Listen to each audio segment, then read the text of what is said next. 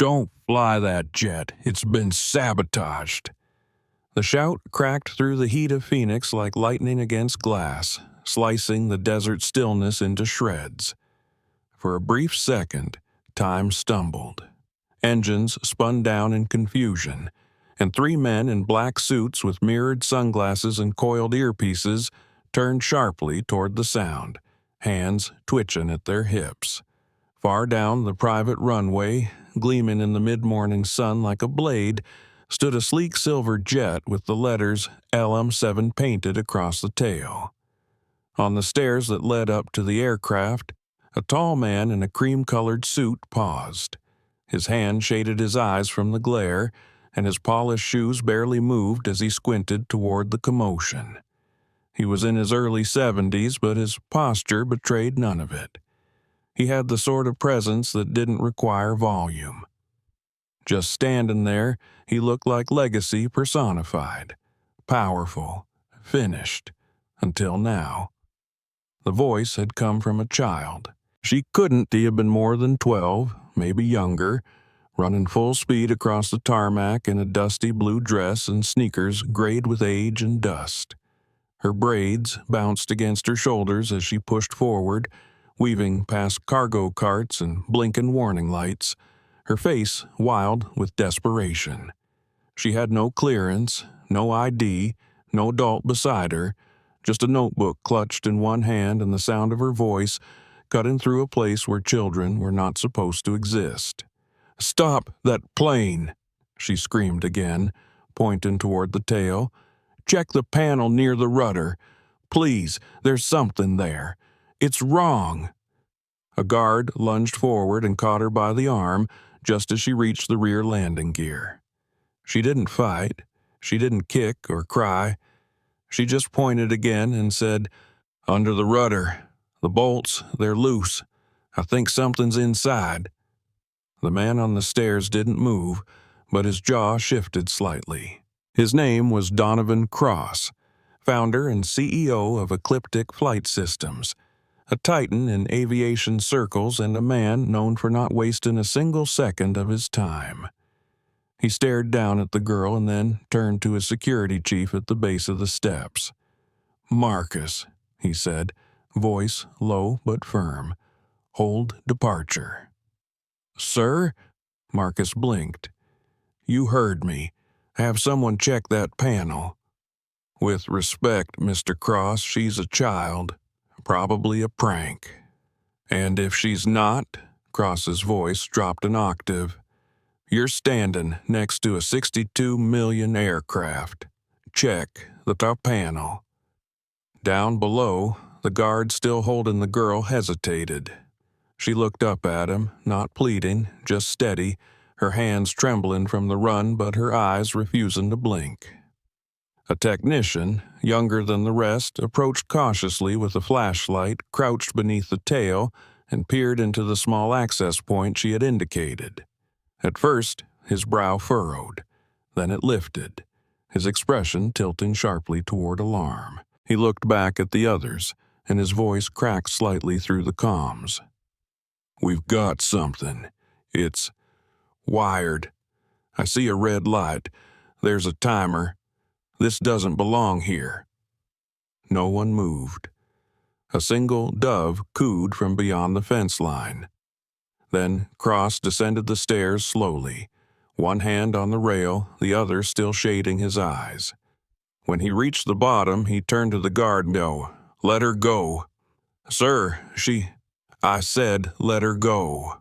The girl stepped back as her arm was released. Her chest heaved from running, but she stood her ground. Cross approached her gently, hand open. "What's your name?" "Amira," she said. "Amira Lane." "You live here?" She nodded. "Just past East Holden. I saw something last night when I was watching the radar bands with my scanner. This morning I walked past the hangar and saw the panel wasn't shut right. My dad, he used to fly. He taught me how to spot problems." Her voice shook but didn't break. "He died 5 years ago. They said it was mechanical failure, but I don't think it was." Cross looked at her for a long time, longer than anyone expected. Then he extended his hand. She stared at it, then took it. That night, in a small house tucked behind a faded white fence on East Holden Street, the air was thick with the scent of onions and cornbread. A ceiling fan clicked overhead, struggling against the desert heat. Ruth Lane, Amira's grandmother, placed a heavy bowl of stew on the table and motioned for her granddaughter to sit. "Eat something," she said. "You're shivering." "I'm not hungry," Amira whispered. "They found it, Grandma. I was right." "Maybe," Ruth said as she sat down slowly, "but there are things you don't stick your nose into, baby.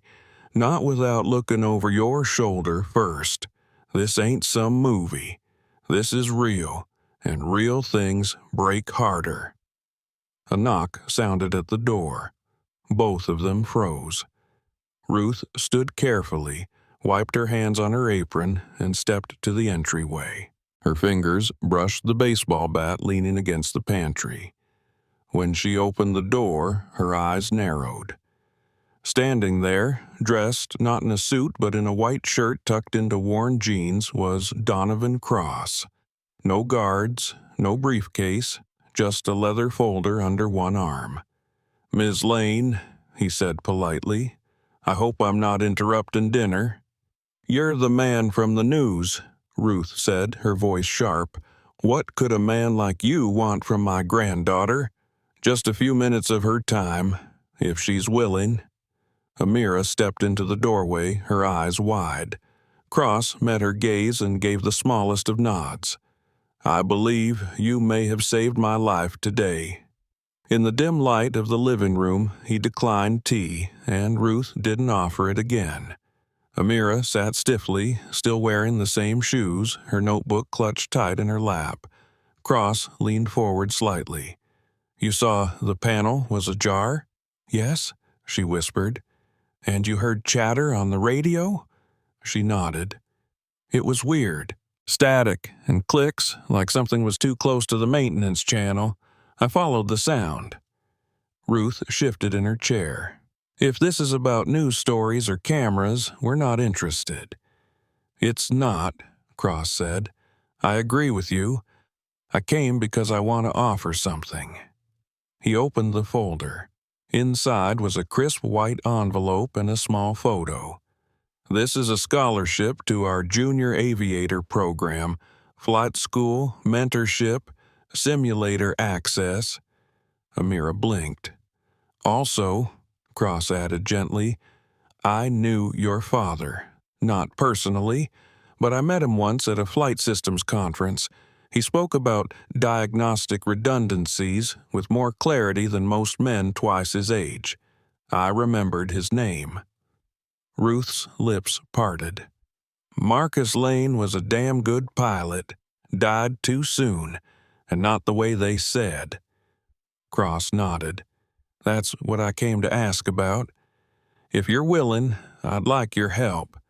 Not just in finding out who tried to sabotage my plane, but in finding out whether your father was taken out for the same reason."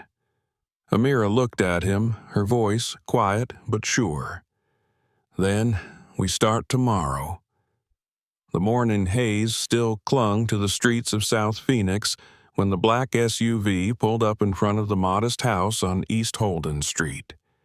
Ruth Lane stood on the porch, arms crossed, her floral robe fluttering lightly in the breeze as she sipped coffee from a chipped white mug.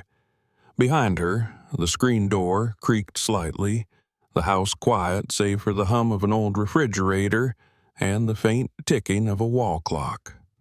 Inside the vehicle, Amira Lane sat upright in the back seat, her blue dress replaced with jeans, sneakers, and a denim jacket 2 sizes too big. Her notebook lay in her lap, fingers curled tightly around it, the pages filled with diagrams, radio frequency notes, and sketches of aircraft components that no one else at her school even knew how to pronounce. Donovan Cross sat beside her, unusually quiet. his fingers tapping a steady rhythm on the leather armrest. He didn't speak for several blocks, just stared out the window as they passed gas stations, closed-up barber shops, and chain-link fences tangled with old vines and sun-bleached flags. "You were right," he said, finally, his voice low and deliberate. The device under the rudder was military-grade, remote-activated, meant to simulate a hydraulic failure mid-flight. No smoke, no survivors, no suspicion. Amira's fingers tightened around her notebook. "So someone really tried to kill you." Cross nodded, and they knew exactly how to do it. They turned down a long private road flanked by pecan trees and weathered wooden fencing.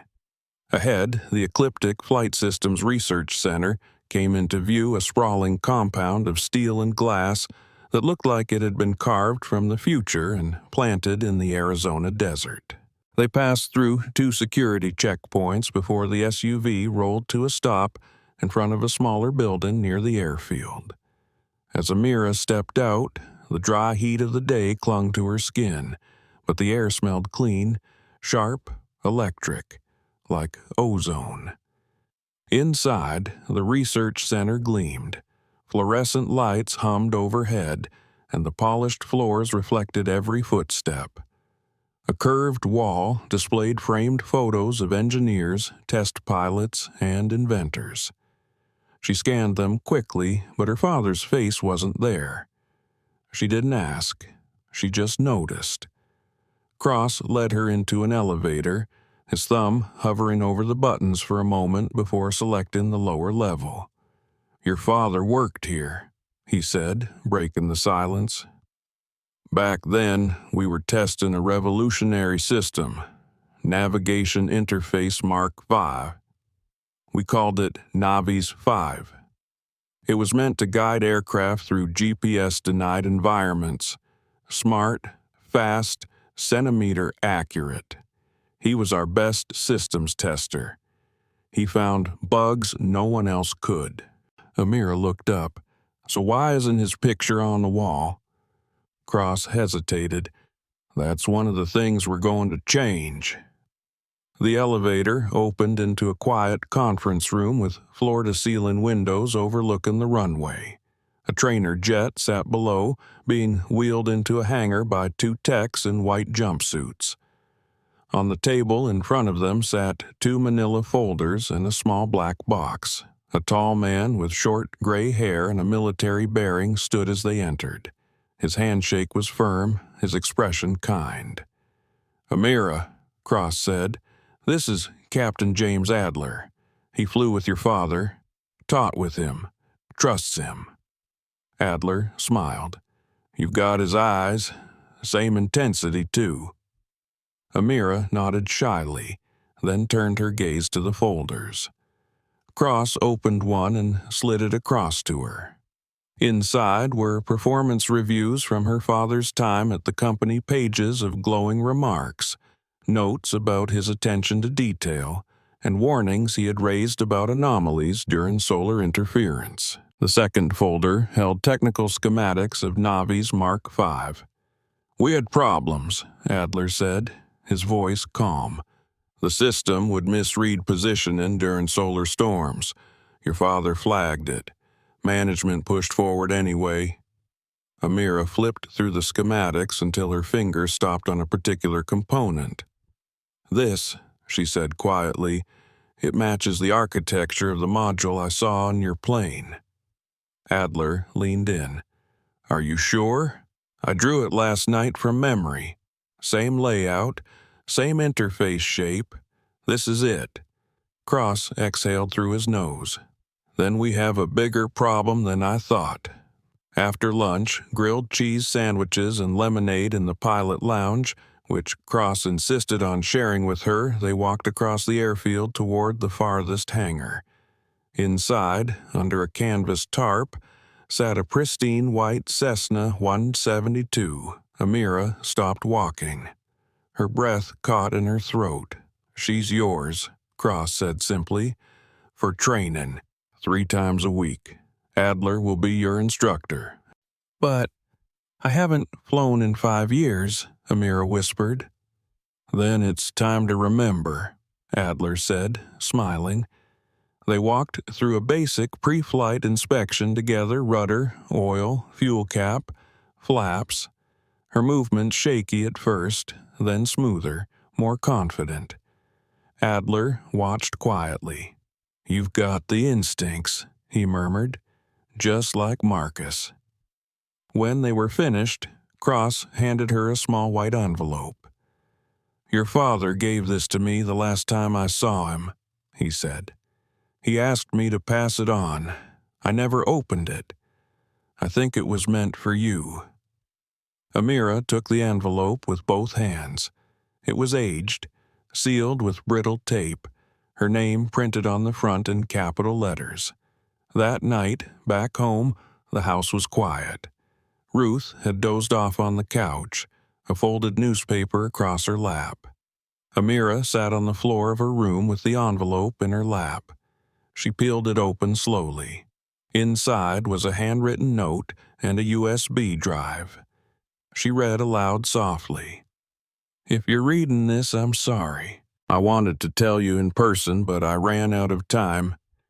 The system they're testing isn't ready. Someone's hiding something. If anything happens to me, take this to someone who flies and trust your instincts. They'll take you further than any map." Her voice broke slightly on the last line. She plugged the drive into her laptop. Folders appeared: error logs, test reports, cockpit footage. One folder was labeled Navi for anomalies. She clicked it. Videos played glitches in altitude readings, GPS drift, and her father's voice calmly narrating each flaw. It wasn't paranoia. He had known. A knock sounded at the back fence. Quiet, metallic, then silence. She froze, looked at the clock. 9:47 p.m. Too late for visitors. She peeked through the blinds. No one. But the air felt different, tighter. She unplugged the drive and slipped it into her backpack. Tomorrow, she thought, she would tell Adler.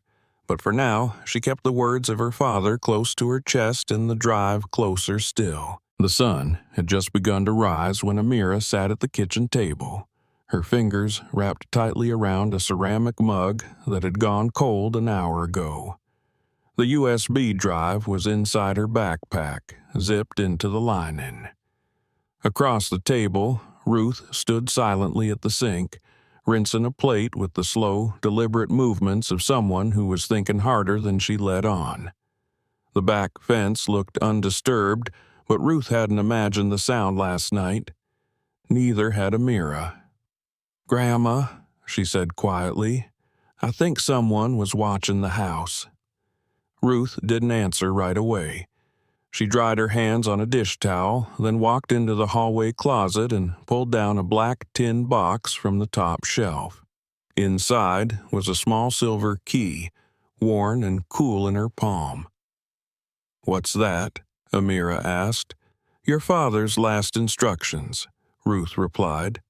Verbal, but he was serious. A week before he died, he brought this key and told me if anything happened, I was to wait a year, then open his deposit box. She looked at the key, her voice low. "I waited 5, maybe too long." By late morning, the two of them stood inside the quiet, climate-controlled vault of Clayton National Bank. The marble floors hummed beneath their feet. A vault officer handed them Box 117, and Ruth carried it into the small private room, her jaw set like stone. She lifted the lid. Inside, beneath a folded note and a photograph of Amira as a toddler sitting on the wing of a small Cessna, was a fireproof case. "Let's take it home," Ruth said. Back in their living room, the curtains drawn tight, Ruth opened the case. Inside was a second USB drive, a worn leather notebook, and a sealed envelope labeled For D. Cross, eyes only. Ruth raised an eyebrow. Looks like it was meant for your Mr. Cross. Amira didn't reply. She reached for the notebook and flipped through the pages. Diagrams, system diagnostics, handwritten charts of error codes with the red ink annotations. Then a line that made her stop. Navi 4. 2 test failed again. Altimeter drift during solar flare simulation. Management wants sign-off. I refused. Reeves is pushing. Reeves, Amira whispered. Simon Reeves. He was in the meeting yesterday, the CTO. He was watching me. Ruth's expression hardened. You think he's the one who wanted your father gone? Amira nodded. He tried to fast-track the system. Dad wouldn't let him. Maybe this was their way of moving on. Her phone buzzed. A new message. No caller ID. Just 3 words. Hangar B, 4 p.m. Come alone. Do not tell Cross. Her stomach twisted. She showed the phone to Ruth. Someone's luring me out, she said. I think it's the same person who came to the fence. Ruth didn't hesitate. She grabbed the car keys. You're not going alone. Let's find help. By early afternoon, they were parked outside a 1-story house at the edge of town. A rusted windsock hung over the driveway, flapping in the wind beside an old flight trainer bolted to a concrete slab. Captain Adler answered the door in a Baylor hoodie, his expression shifting from confusion to concern when he saw the fireproof case. We found something, Amira said. Something big. Inside, documents covered the dining table logs, schematics, diagrams, and her father's handwritten notes. Adler read quickly, his fingers flipping pages with the focus of a man still trained to think like a pilot. This confirms it, he said finally. Marcus warned them, multiple times, and this, he held up the Usbesho, this could blow the whole Navi's program wide open. Amira told him about the message, the meeting, the warning not to tell Cross. Adler's jaw clenched. Hangar B hasn't been used in years. No cameras, no alarms. If someone's luring you there, it's not to talk. He stood abruptly and walked to a locked cabinet, pulling out a government-issue satellite phone. I'm calling Agent Dana Morales, FBI. She worked with your father once on a safety audit. She's sharp, and she won't scare easy. He turned back to Amira. You're staying put tonight. No heroics. I'm not trying to be a hero, she said. I just want the truth to live. That evening, Ruth made lemon chicken soup, her way of calming the world one simmering pot at a time. Amira sat in her room, staring at her father's notebook, rereading the line about the altered logs. At the bottom of one page was a line she hadn't noticed before. If anything happens, find someone who listens. Truth dies in silence. She opened her laptop and navigated to a folder labeled Crash Analysis. Inside, she found a video clip. She hesitated, then hit play. Her father's voice came through the speakers, steady but tense. Altitude reading says 5,000 feet, but we're scraping cloud. GPS drift confirmed. Manual override engaged. Still deviating. The feed crackled. Then another voice. Not his. Calm, cold. Execute before he files. Amira's stomach turned. That wasn't panic. That was command. Someone had ordered it. A voice she didn't recognize. A man. The clip ended with silence. Her breath caught. Just then, Ruth called from the kitchen. Someone's at the door. Amira jumped to her feet, grabbed the USB, and moved to the hallway. Through the screen, she saw Donovan Cross. He was alone, rainwater dripping from his coat collar, holding his hat in both hands. His face was pale. Evening, Miss Lane. he said softly. "We need to talk. Something's come up, and I think we're all in danger." Ruth opened the door. Cross stepped inside. "I just got off a call from a friend at the FAA. The Mark V system has already been approved for 6 aircraft against protocol. The logs were altered, and your father's crash may have been a test run, not an accident." Amira's chest tightened. "They falsified the data?" Cross nodded grimly. "Worse. They wiped the backup servers last night. Every log Marcus ever filed is gone." "You had off-site backups?" she asked. "We did, but someone overrode the encryption at 2:14 a.m. "Reeves is in custody," Amira said. "He couldn't have." "No," Cross replied, "but someone else could, someone we trusted." He pulled out a grainy security cam footage of a man entering the data center. "Kevin Tran, systems analyst, quiet, hired 6 months ago, disappeared this morning, left his laptop, his badge, everything." "I've seen him," Amira whispered. "He was always just there, watching." The front door rattled again. This time it was Captain Adler, pale and breathless. "We've got another problem," he said. "Someone just filed a formal request to ground Amira from the Junior Aviator program, citing emotional instability and security risks." Cross's jaw tightened. "They're trying to erase her." Amira stood, her voice rising with certainty. "Then let's do the thing they're afraid of. Let's go public. All of it." Cross stared at her, then slowly nodded. "We hold a press briefing. Morales will join. You'll speak." "Good," Amira said, "because I'm done whispering, and I'm not going away." Outside, the rain had stopped, but the storm was just beginning. The next morning came with a sharp breeze and an unease that clung to the walls like static. Amira barely slept, her mind racing through schematics, error logs, and her father's final words. At breakfast, Ruth stirred her tea without drinking it, her brow furrowed. Neither of them mentioned the knock at the fence. Neither of them had to. At 10:34 a.m., a black car pulled up in front of the house. Captain Adler stepped out in a windbreaker, clipboard under one arm. He didn't smile like usual.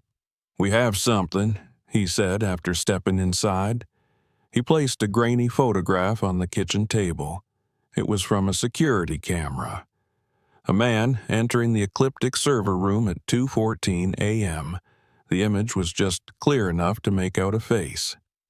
Amira leaned in. "I've seen him before. Always quiet. Worked late." "His name is Kevin Tran," Adler said.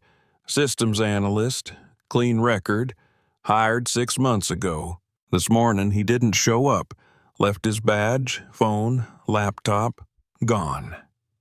"Do you think he helped plant the sabotage device?" Ruth asked.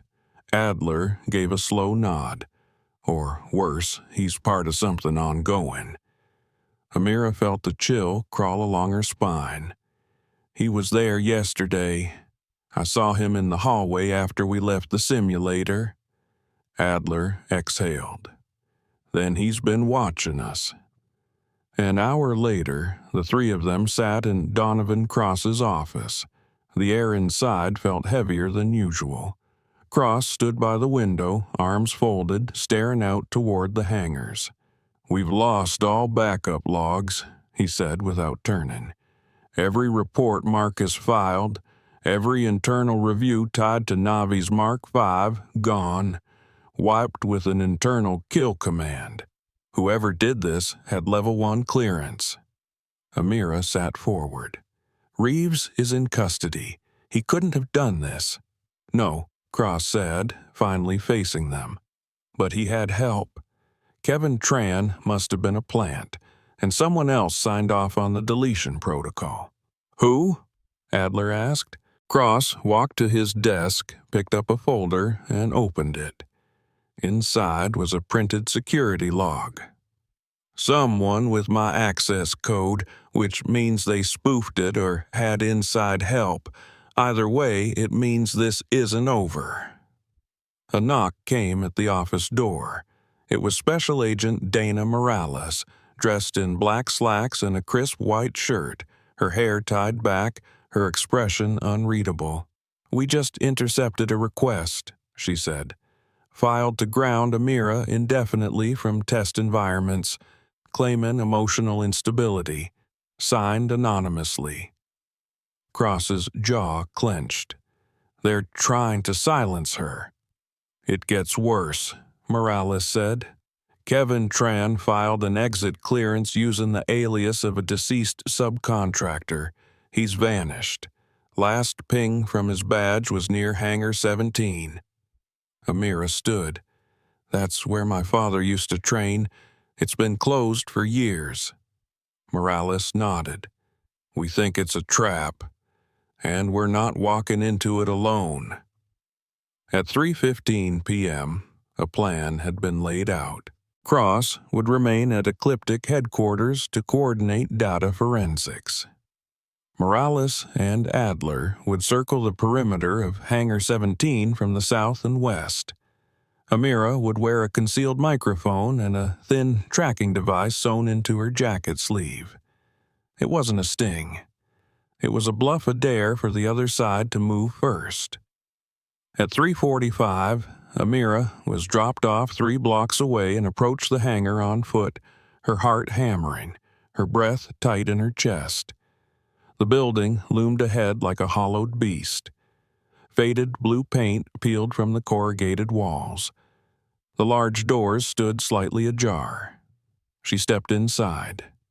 It smelled of rust and old oil, and silence.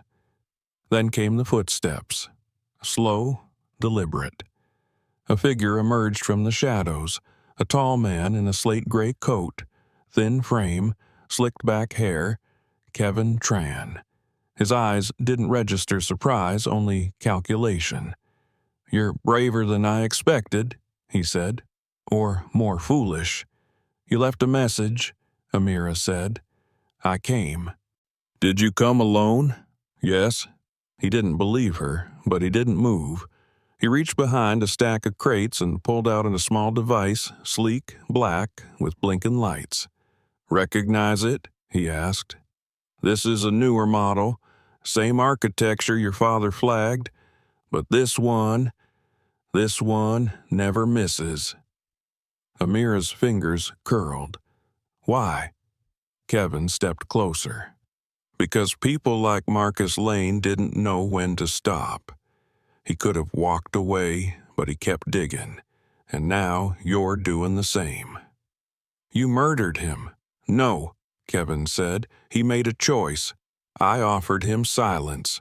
He chose noise, and noise gets buried." "Not this time," she whispered. "Because you're being recorded." Kevin's eyes narrowed. He lunged for her, but she was already running. Outside, Morales and Adler appeared from behind the hangar, weapons raised. "FBI, drop it!" Kevin stopped cold. Then slowly, he raised the device and set it on the ground. Morales handcuffed him without a word. Back inside headquarters, Amira stood in Cross's office, her legs still trembling. He handed her a bottle of water. "You did what even your father couldn't," he said. "You made them show themselves." "But they deleted everything," she said. "The reports, the logs." "No," Cross said. "Not everything." He reached into his desk drawer and pulled out a slim black drive.